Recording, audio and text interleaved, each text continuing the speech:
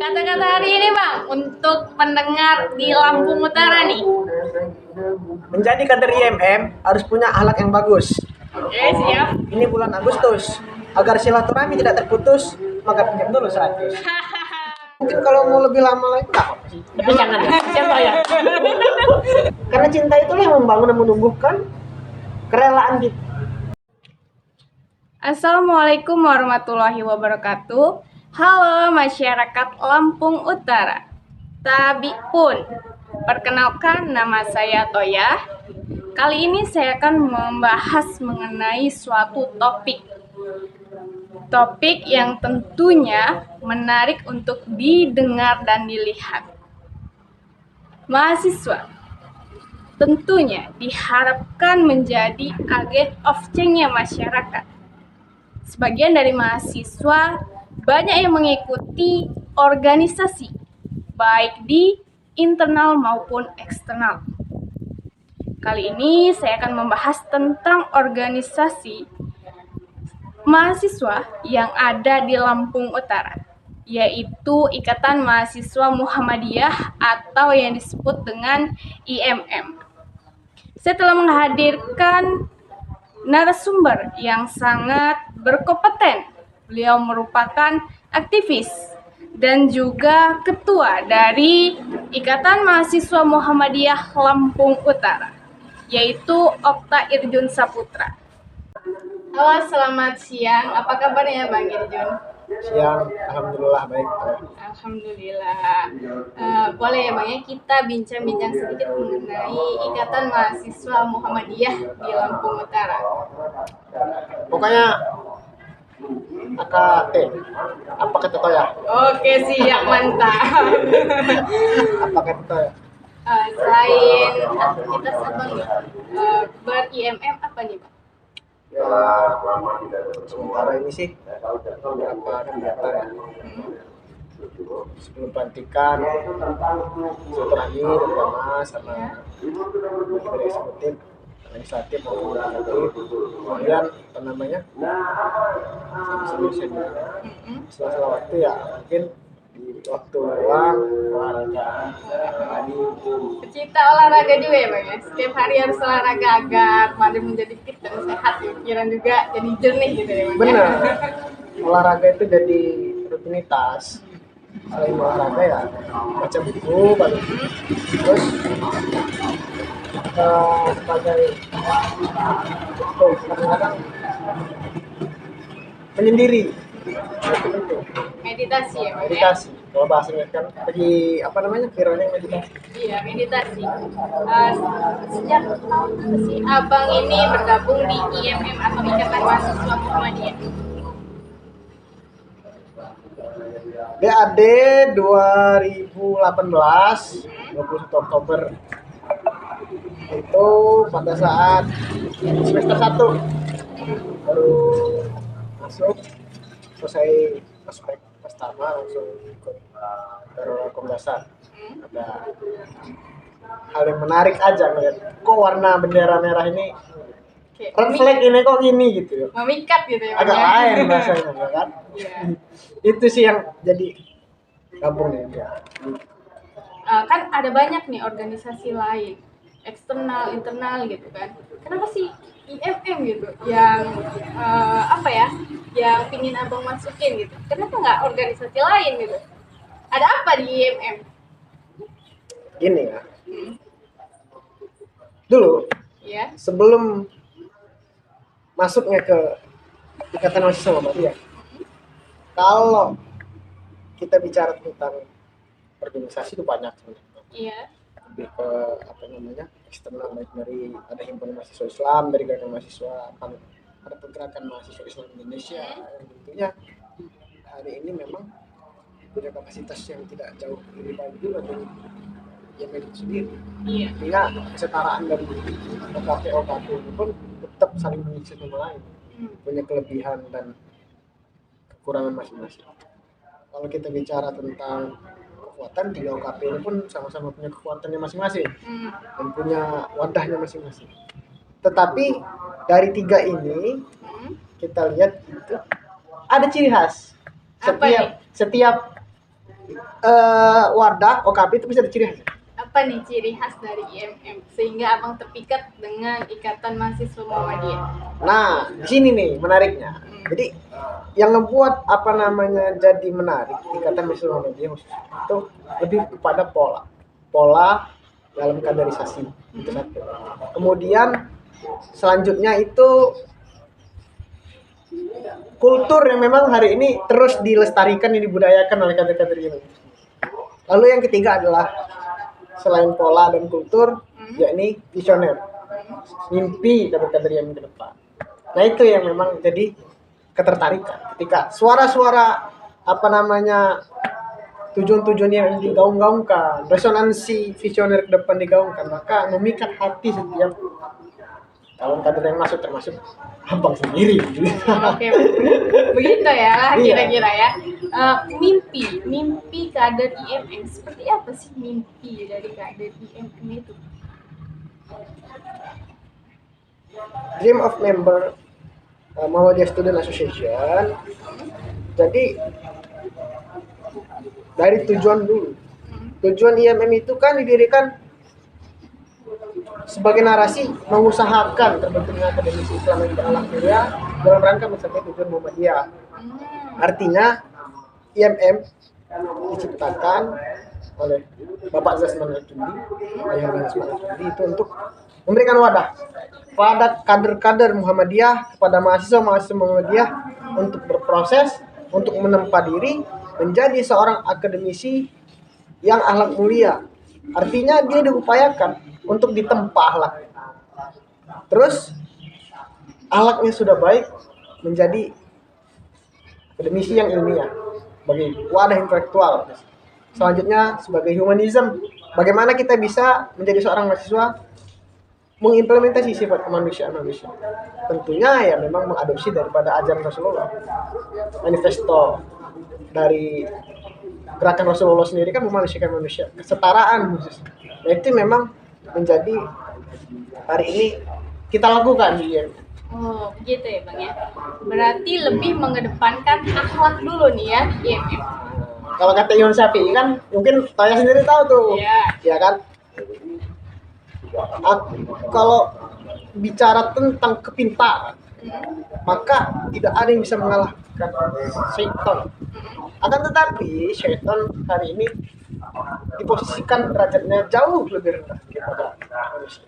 Kenapa? Bukan karena syaitan itu bodoh, tapi karena dia sombong. Artinya, ketika memang kita diberikan sebuah kelebihan, lalu kita punya kesempatan, kita mengutamakan dulu adab. Adab ini tata cara, bagaimana kita itu bisa etika, sopan santun, lain-lain itu memang harus kita kedepankan. Lalu ilmu. Kalau ilmu itu tidak ada bisa mengalahkan syaitan. Ini memang karena ilmu membuat kita sombong, maka syaitan itu diturunkan. Artinya bagi yang sombong atas ilmu dulu baru adab, itu keliru. Kira-kira gitu. Oh, begitu ya Bang ya. Tadi kan Abang udah nyebutin tujuan dari IMM gitu. Pasti tentunya di IMM ini ada fungsinya juga nih. Apa sih Bang fungsi dari IMM itu sendiri? Ikatan Mahasiswa Muhammadiyah sebagai wadah dari mahasiswa-mahasiswa di PTM khususnya, Perguruan Tinggi Muhammadiyah khususnya untuk menjadi kader-kader yang berkualitas. Fungsinya itu sendiri adalah menyampaikan dakwah amar ma'ruf nahi mungkar di kalangan mahasiswa. Karena ideologi IMM itu adalah ideologi ayah PDM ataupun pimpinan wilayah PP Muhammadiyah. Nah, wadahnya ini adalah di kalangan mahasiswa Ikatan Mahasiswa Muhammadiyah. Jadi, fungsinya adalah mendakwahkan masih satu ideologi. Ini untuk apa? Untuk memurnikan dakwah Islam yang sebenar-benarnya sesuai dengan Al-Quran dan hadis. Itu khususnya. Jadi fungsinya itu. Selanjutnya, selain daripada dakwah ma'ruf nahi munkar, IMM didirikan memang untuk menjaga dan melestarikan serta mengembangkan aset amal usaha Muhammadiyah. Itu memang dipersiapkan perkaderan di IMM. Jadi fungsinya itu nanti IMM untuk Muhammadiyah. Untuk Muhammadiyah Iya. kembali gitu ya Iya. Bang ya. Kader IMM untuk Muhammadiyah ke depan. Lalu ada 3 nanti. Satu nanti bisa ke kader bangsa, yakni lari ke politik, Iya. eksekutif, legislatif, yudikatif. Lalu nanti ada kader umat. Kader umat apa nih Bang kader umat gitu? Kader umat itu tokoh yang eksplor lalu untuk kebermanfaatan umat, seperti menjadi pendakwah, Iya. menjadi katakanlah pengajar, lalu menjadi alim ulama, kira-kira gitu. Oh, iya. Itu nanti ada lagi kader persyarikatan. Kader persyarikatan apa Nah, nih? memang dipersiapkan untuk menjadi pengurus ataupun memang pimpinan di Muhammadiyah itu sendiri, yang mana mengembangkan kemajuan dan program kerja untuk keberlangsungan dakwah. Kalau satu lagi ada akademisi. Yang memang identik dengan itu, yang dididik, didirikan, lalu ditempa agar dibentuk menjadi seorang akademisi. Ya, jadi menarik. Ada 4 corak dari IMM itu. Ada 4 corak nih. Kira-kira abang sendiri nih mau bercorak yang mana nih? Dari Kalau 4 gitu. mau yang mana? Iya. Kalau mau yang mana? Jawabannya mau 4-4 ya. Mau 4. Kalau pertanyaan mau yang mana kan 4-4 kan? Tapi kalau pertanyaan pilih salah satu, mau yang mana? Ya, Pilih salah satu. salah satu deh. Oh. Pilih salah satu. Gimana? Kalau pilih salah satu ya. Untuk saat ini fokus ke kader umat dulu. Untuk saat ini fokus ke kader umat dulu. Karena memang IMM itu sendiri adalah kader umat. Lillahi ta'ala memberikan kebermanfaatan khususnya baik itu dari segi mahasiswa maupun segi kemasyarakatan tentunya. Yang mana kita mengabdi untuk kebaikan dan balik lagi ke tadi dakwah amar ma'ruf nahi munkar. Oh itu ya Bang ya. Tadi kan udah banyak banget nih ngulas IMM. Sampai nggak tahu nih IMM itu sendiri apa nih Bang? Mungkin teman-teman ada yang belum tahu gitu. Boleh nih Bang dicerita. IMM sendiri itu apa gitu? Nggak tahu. IMM nggak tahu. Ya boleh lah Bang diceritain sedikit. Mungkin teman-teman ada yang nggak tahu mungkin. IMM itu Ikatan Mahasiswa Muhammadiyah. Yakni adalah organisasi otonom Muhammadiyah. Organisasi otonom ini adalah sebuah organisasi yang menjadi badan yang menciptakan atau membangun daripada tujuan organisasi. Yakni Muhammadiyah. Otonomnya adalah Ikatan Mahasiswa Muhammadiyah. Nah, Ikatan Mahasiswa Muhammadiyah inilah yang hari ini didirikan pada 14 Maret. 14 Maret. Tahun berapa? 1960. Oke. Itu pada saat itu ada 5 tokoh yang salah satunya yang lebih intens dari Bapak terus menangkin sampai hari ini. Nah, memang pada saat itu IMM didirikan itu untuk salah satunya adalah untuk mewadahi mahasiswa Muhammadiyah ini, karena pada saat itu wadah untuk mahasiswa Muhammadiyah sendiri itu masih kurang. Artinya IMM hadir di situ untuk cepat dan tanggap. Jangan sampai ini juga.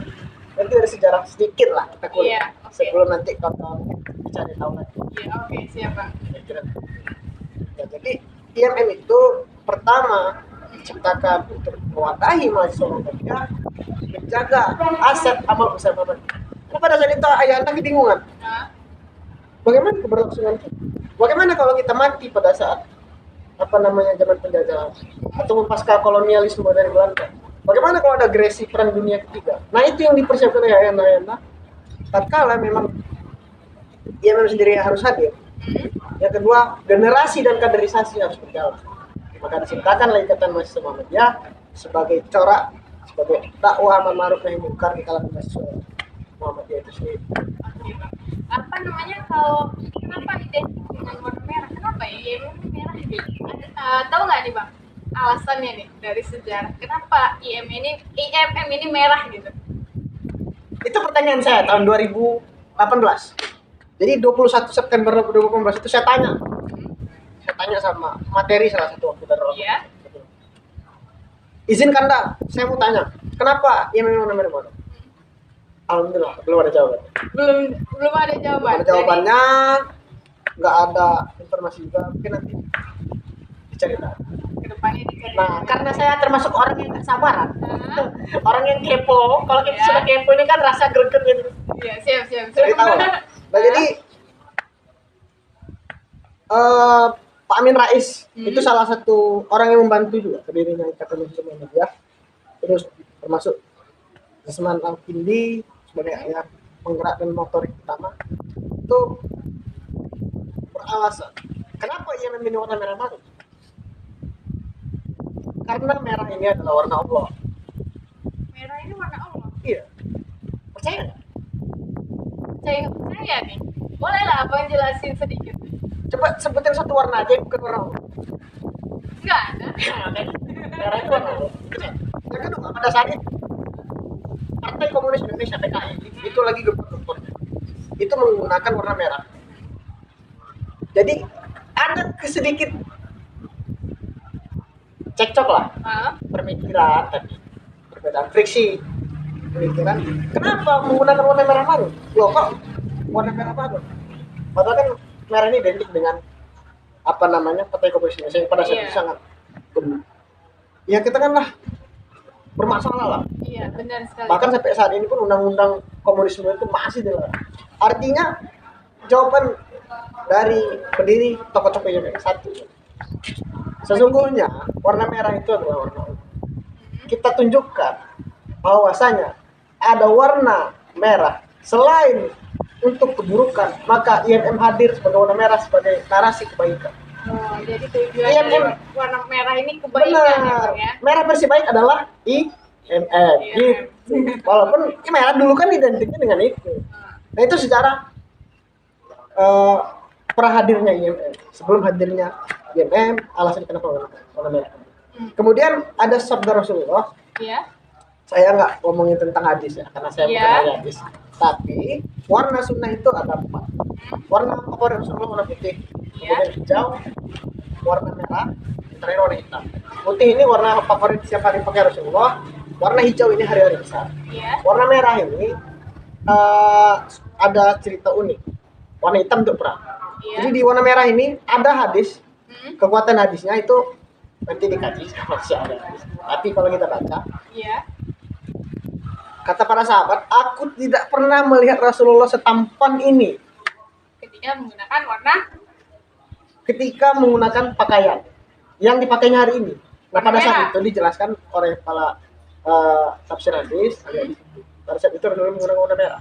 Merahnya agak merah kegelapan, bukan merah cerah. Bukan merah cerah, Iya. bukan merah cerah ya. Iya.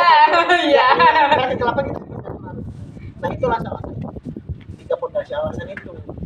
Mungkin kalau kawan-kawan ada referensi yang lebih kuat, kita bisa Mengkaji ya, kaji Bang ya. lagi. Tapi sampai saat ini itu jawaban yang saya temukan. Hmm. Saya mencari jawaban, saya juga yang menemukan jawaban itu.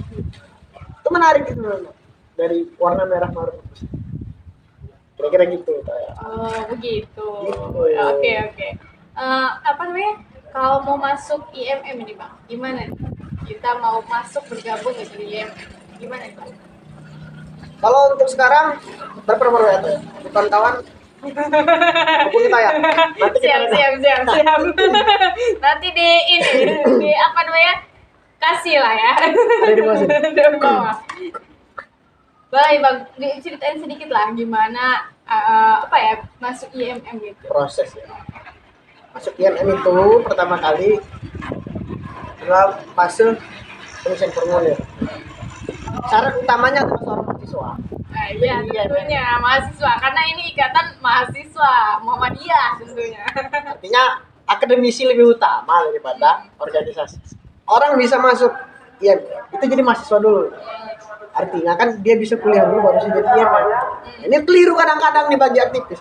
Masuk organisasi ya kan, ya bukan mengutamakan akademisi, tapi menggunakan organisasi sebagai alasan untuk malas-malasan. Nah, itu kan salah. Sekarang banyak ya. Ada sih, Ada. nggak tahu ya. Bukan mau sombong atau gimana, tapi memang ini ajakan lah yuk kita sama-sama. Jangan beralaskan organisasi yang menyampingkan dan atau memang menjatuhkan orang dari organisasi itu sendiri. Proses masuk IMM itu ialah pertama kali screening, pendaftaran, screening untuk masuk ke tahap Darul Arqam dasar. Oke. Jadi perkaderan IMM itu ada 3. Darul Arqam dasar, Darul Arqam Madiyah, Darul Arqam paripurna. Itu perkaderan wajib. Nah, untuk masuk IMM tahap awal adalah Darul Arqam dasar. Darul Arqam dasar ini adalah penempaan utama yang pertama kali sebagai ta'arufiyah dari IMM kepada calon kadernya untuk menanamkan ideologi. Pada intinya adalah penanaman tauhid dalam keagamaan. Syarat wajib untuk menjadi seorang kader IMM memang ya. Adalah Darul Arqam. Kemudian dam. Selanjutnya dari Darul Arqam dasar itu biasanya ketika memang sudah melakukan RTM, tindak lanjut, kemudian sudah mulai ya kan melaksanakan kajian-kajian, memahami beberapa referensi dan bacaan tentang ideologi Iya. maka mengikutilah perkaderan selanjutnya, perkaderan menengah Darul Arqam Madiyah. Atau yang disebut dengan dam ya, Dam, ya. itu yang saya bilang dam, ada dam. Iya, soalnya sempat dengar juga saya dam gitu kan. Nah, di tingkat lanjut dam ini seperti apa sih bang? Apa bedanya dengan DAD? Gitu? Nah, perbedaan antara dam dan Darul Arqam dasar itu membahas tentang materi-materi terkait akidah, Muhammadiyahan, ya. Pada ini nggak akan hilang. Akidah tauhid Muhammadiyah, ya. Naik lagi Darul Arqam Madiyah itu sudah berbicara tentang gerakan sebagai kader IMM, gerakan sebagai kader Muhammadiyah, gerakan sebagai tokoh aktivis. Lalu bagaimana kita bisa memanuverisasi dari gerakan-gerakan itu menjadi langkah-langkah konkret yang tentunya bisa mencapai goal set dan tujuan daripada gerakan itu. Lalu kemudian nanti kita diajarkan bagaimana kita bisa mematangkan ideologi IMM itu. Tadi kan Darul Arqam ditanamkan, Iya. ini pematangan ideologi tingkat 2. Makin paham gitu, makin kenal.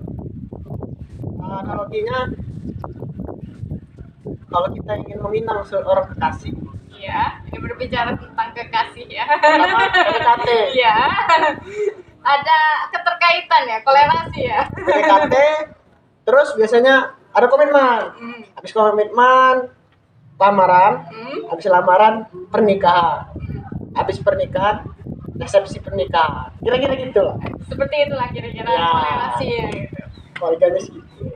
Setelah menjadi kader Ikatan Mahasiswa Muhammadiyah mengikuti Darul Arqam dasar nih, kewajiban sebagai kader mahasiswa Muhammadiyah itu seperti apa nih Bang? Harapannya, kewajibannya. Kewajiban kader IMM. Yang pertama, kader IMM itu wajib sebagai gerakan IMM itu religiusitasnya dijaga. Karena ada trilogi di IMM itu sebagai trilogi. Religius, intelektual, humanis. Religius ini adalah sebuah iman, kepercayaan, lalu ilmu atau intelektual. Kita mempelajari dari keyakinan yang kita dapat, lalu kita cari kebenarannya, kemudian amal, lalu kita amalkan. Seperti itulah ya kita. Iya, jadi kader IMM itu wajib melakukan ibadah Iya. sebagai manusia yang patuh dan taat pada ajaran agama, lalu sebagai kader itu sendiri punya jiwa intelektualis, artinya setiap menganalisa informasi itu menggunakan pikiran dengan metodologis, tentunya yang rasional. Kemudian bagaimana bisa berkontribusi di masyarakat. Nah, itu minimal standaritas daripada kader IMM. Jadi wajib 3 itu minimal. Bermanfaat lah ya bagi umat gitu ya. Kan ada ini toh ya, ada statement. Sebaik-baik manusia ialah manusia yang bermanfaat bagi manusia lainnya. Artinya kalau dia nggak bermanfaat berarti dia bukan manusia. Setelah berbicara mengenai kewajiban nih Bang ya, tentunya di IMM ini pasti memiliki bidang-bidang nih. Apa aja sih Bang bidang-bidang di IMM ini? Boleh dijelaskan sedikit? banyak nggak apa-apa. Nggak apa-apa. Ya nggak apa-apa. IMM itu banyak bidangnya, dari pusat, daerah, cabang, itu sesuai dengan kebutuhan. Tapi kalau dari, karena ini saya dari pimpinan cabang, itu dari IMM pimpinan cabang itu ada 11 bidang. Bidang organisasi, bidang kaderisasi, bidang publik, bidang riset, bidang apa namanya SPM, bidang SBO, bidang lingkungan hidup, bidang hikmah dan advokasi atau telah dirubah kemarin menjadi hikmah politik kebijakan publik. Terus itu ada bidang Imawati. Jadi IMM itu ada gerakan perempuannya. Namanya Imawati. kalau laki-laki di IMM itu kadernya disebut Imawan. Kalau laki-laki Imawati. Nah, ada tersendiri ya, Bang ya? Ada, jadi khususnya perempuan ini, jadi ada spesialisasinya namanya bidang Imawati. Jadi Imawati dididik untuk membesarkan keperempuanan tentunya seperti kadernya. Lalu ada bidang ekowir, sebagai ekonomi kewirausahaan. Nah, kira-kira gitu tuh ya. Jadi ketika kita masuk, kita bebas memilih minat kita di mana gitu. Iya betul. Ya? Jadi banyak sih eksplorasi. Maka dari setiap bidang itu nanti ada korps-korpsnya. Ya, bidang kader, korps struktur, bidang organisasi itu ada manajemen organisasinya, terus itu ada bidang riset itu namanya lembaga pusat kajian kader. Nah, terus itu ada kayak tadi bidang media itu ada koordinator bidang cyber dan komunikasi itu. Nah, apa namanya IMM. Jadi nanti kawan-kawan ini khususnya itu unit mahasiswa komunikasi. UMKO kan sih kan? Iya. Unit mahasiswa komunikasi. Ini menjaring. Jadi banyak gitu IMM itu. Untuk eksplorasi, tinggal kita aja mau apa enggak proses. Iya. Kita juga udah tinggal milih gitu loh. Minat kita di mana. Karena setiap kader itu punya kebutuhan dan minat beda-beda. Nggak bisa kita paksakan loh dia harus religius terus atau intelektual. Atau memang dia ini bidangnya tentang usaha. Oh ya, silakan nanti ada bidang UMKM ataupun ekonomi kewirausahaan. Oh ini suka mengkaji isu-isu publik tentang politik. Ada HPKP. Benar, banyak lagi Pak ya di pusat itu. Ada bidang Kumham, ada bidang kesehatan, maritim agraria, ada lagi nanti bidang PTM, pengembangan perguruan tinggi. Itu nanti ada, cuman ya sesuai kebutuhan. Khususnya di IMM Lampung Utara itu ada 11 bidang disebutkan tadi. Kira-kira gitu. Banyak juga ya, 13 bidang. Itu lain dari ketua sekretaris bendahara. Bagaimana sih strategi IMM Lampung Utara untuk merekrut kadernya gitu agar banyak dan bertahan di IMM? Strategi perang. Bukan. Strategi mempersuasi agar mahasiswa masuk ke IMM. Jadi dari KTP Muhammadiyah sendiri itu punya pola bagaimana kita bisa merekrut seorang kader ya kan. Mahasiswa itu sebenarnya itu nggak mudah terprovokasi. Betul nggak? Iya. Tapi jago memprovokasi. Iya. Makanya sebagai seorang mahasiswa pandai-pandai memprovokasi bagaimana menggaungkan nama-nama IMM. Salah satunya, jadi kalau di PTM itu ada namanya Pradat. Sebelum itu ada Pradat. Nah, itu pengenalan sebagai taruh awal untuk mengenalkan dari awal kebiasaan. Itu yang ditanamkan tentang ilmu kemahasiswaan khususnya. Bagaimana esensi seorang mahasiswa itu mengambil langkah untuk berorganisasi. Penting nggak pentingnya berorganisasi. Lalu fungsi dan tujuan organisasi. Itu yang tadi jadi Pradat. Kemudian selanjutnya bagaimana kita membesarkan nama Ikatan Mahasiswa Muhammadiyah. Jadi kita polanya kita membesarkan dan membaikkan daripada gerakan dan tujuan dari IMM itu sendiri. Itulah yang membuat pimpinan di IMM. Jadi kita melihat juga kader-kader ini kebutuhannya apa, kemauannya apa.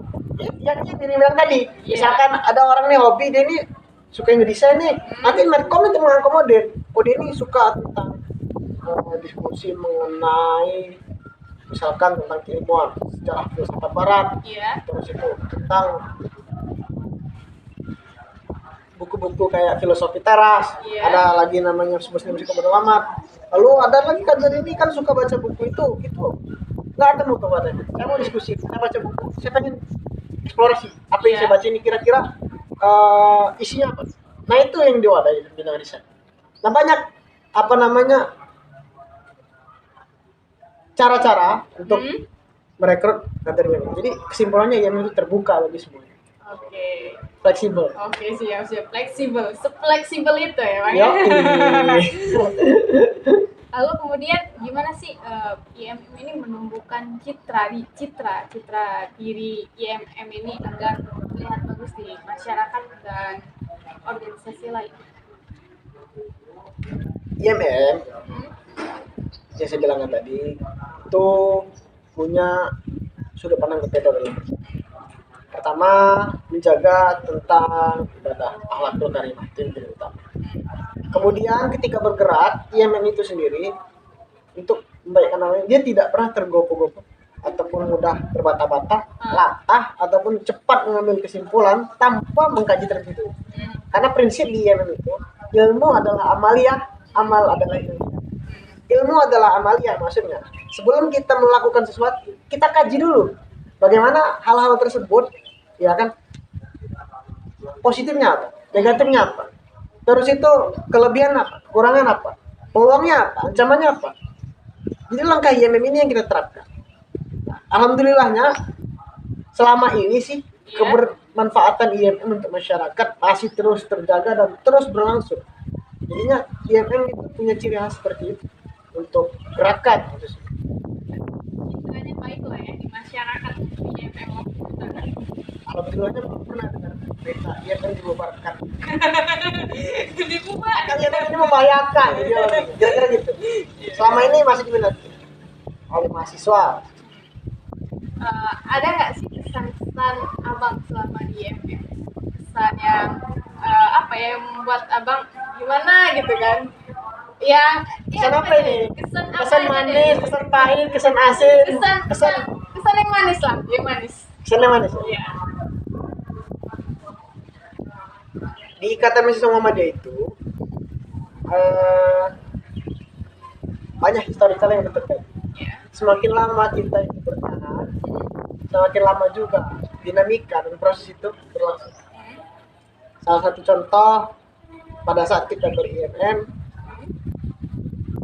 menghadapi kegiatan semua melahirkan momen dan kenangan khususnya ataupun historical yang saya alami. Jadi pernah dulu ada yang bilang kalau hidup-hidupilah Muhammadiyah, Iya. jangan cari hidup di Muhammadiyah. Apa nih maksudnya? Jadi saya agak bingung dari kata itu, nggak langsung ditelan mentah-mentah, berpikir apa yang menjadi inti sih, hidup-hidupilah, jangan hanya cari hidup di Muhammadiyah. Ternyata Hah? menjadi kata diam itu sangatlah sulit. Sulitnya bagaimana nih? Sulitnya bahkan Jenderal Jerman kan bilang, Iya. jadi kader Muhammadiyah itu sulit. Kalau tidak sanggup pulang saja. Sulitnya di mana? Kita harus ikhlas berbuat. Ini dulu ikhlas. Ikhlas berbuat sehingga apa yang kita lakukan itu termasuk dalam kategori ibadah. Selanjutnya, ketika kita berbuat dari ikhlas tadi, kita harus cintai organisasi. Karena cinta itulah yang membangun dan menumbuhkan kerelaan kita untuk umat. Karena ia memang adalah kader umat. Dia mengabdi, dia memberikan bermanfaatan untuk masyarakat. Lalu ikhlas dan cinta itu tidak cukup. Komitmen untuk berbuat di kader Muhammadiyah. Jadi kadang-kadang kadernya itu selesai dan dia hilang. Kenapa? Tidak ada ini rasa ikhlas, rasa cinta, rasa komitmen. Saya komitmen untuk ber-IMM ke depan, apapun yang terjadi. Selama apapun kegiatan dan perjalanan IMM ke depan, dia siap support dan mengambil peran tanpa baperan. Oke, siap. Selanjutnya konsisten. Jadi konsisten itulah yang menyebabkan kita itu stabil dia. Apapun yang terjadi di IMM saya tetap di IMM. Tidak bisa satu hari itu saya ber IMM setengah hari, bahkan 1 jam, bahkan 30 menit, bahkan 5 menit sehari itu untuk berpikir bagaimana IMM ke depan. Jadi kalau setiap satu kader membawa satu pikiran, alangkah banyaknya pikiran-pikiran ini yang bisa kita luapkan. Demi apa? Demi kepentingan umat untuk pemanfaatan masyarakat. Oke, siap. Ada nggak nih pesan untuk mahasiswa-mahasiswa yang belum bergabung di IMM? Boleh nih, Pak. Pesan untuk mahasiswa yang belum bergabung di Ikatan Mahasiswa Muhammadiyah. Untuk apa? Iya, khususnya maba. IMM itu hadir untuk memberikan wadah. Artinya pesan saya sebagai dari alhamdulillah sudah berjalan ya sekitar 5 tahun, jalan 6. Jangan pernah kita berpikir kalau organisasi ini penting atau tidak. Itu bukan pertanyaan. Sama seperti kita bertanya, apakah Robert dan Ahmad memiliki anak dalam kurun waktu 10 bulan? Nah itu kan bukan pertanyaan. Itu sama dengan kita bertanya begitu. Apakah laki-laki dengan laki-laki bisa menghasilkan anak? Itu kan bukan pertanyaan. Jadinya organisasi itu jangan ditanya penting apa penting, pasti penting. Organisasi menempa kita, menyebabkan kita sebagai seseorang. Kalau dia pintar, dia ada wadah untuk mengeksplorasi pintar. Kalau dia belum pintar, di organisasi diajarin untuk pintar.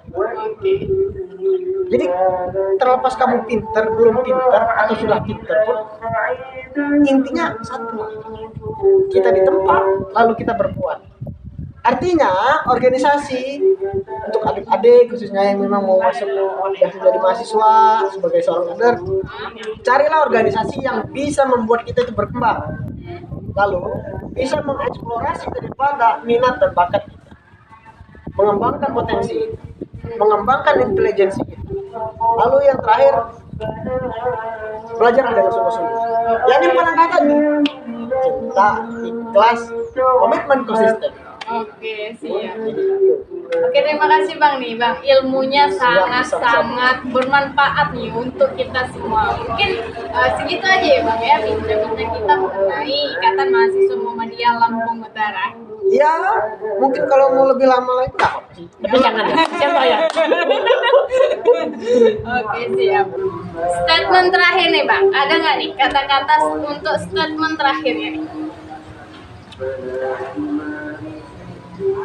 Berpikir kemudian bertindak, dan tindakan mengalahkan bunyi-bunyi. Saatnya mudah berkarya, saatnya mudah bawa dunia, saatnya mudah diskusi tanpa emosi, berperan tanpa baperan. Anggun orang intelektual beli sebelah. Assalamualaikum warahmatullahi wabarakatuh. Waalaikumsalam warahmatullahi wabarakatuh. Oke, sekian bincang-bincang kita mengenai Ikatan Mahasiswa Muhammadiyah bersama Ketua Ikatan Mahasiswa Muhammadiyah Lampung Utaranya langsung. Semoga bermanfaat untuk teman-teman semua. Dan saya akhiri, wassalamualaikum warahmatullahi wabarakatuh.